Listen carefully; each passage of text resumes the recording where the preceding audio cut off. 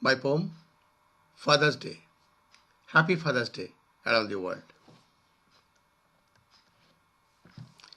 Dedicated to International Father's Day to celebrate an affectionate world void of words. As the self-proclaimed leaders of the new Axis power celebrate Father's Day in private dinner, thousands of Iraqis, Afghans, Palestinians, Libyans and Syrians are without father. Widows and orphans mourning in frustration and despair, caused by brutal nuclear military ambition of terror, destroying beloved country, people, and infrastructure, while many friends and family miss fallen soldiers.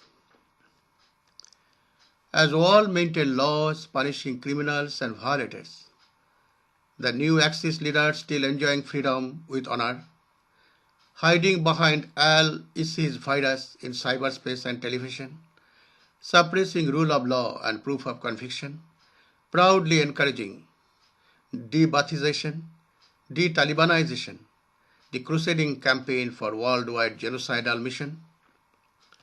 Silence is betrayal, which may haunt us all forever. Ignoring history only empower real criminals of wars. We don't stand by friends who are felons and murderers. Then why must we spare invading mass murderers? Imagine yourselves as a would-be father, anxiously waiting in hospital for her arrival to deliver. But she has been shot by occupying military at a checkpoint barrier or became victim of missiles from drones of Allied power.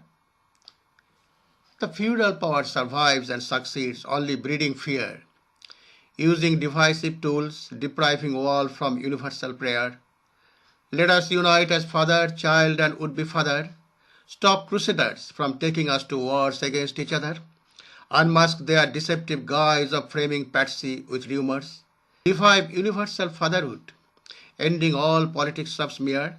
Celebrate Father's Day aloud, confirming united cheers. Posed by Kalki. One who cares for own children, family, and community can feel God's pain for children dying around the world just to empower supremacist alliance of few.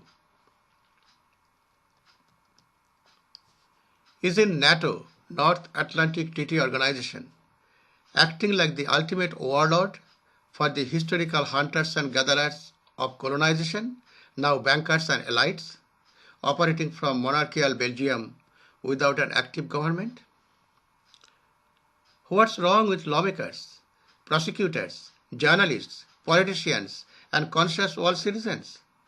Bush, Blair, Howard administrations, along with Queen of England and Spain as commander-in-chiefs, are still free, despite invading and destroying Iraq illegally, unilaterally, without 9/11 investigation, bypassing United Nations. Aren't NATO-Israeli forces accelerating the goal of eugenics and Nazis, bombing and killing natives, disregarding civilized laws as well as human feelings? Food for thought for all world citizens on Father's Day. God bless our world towards peace and coexistence.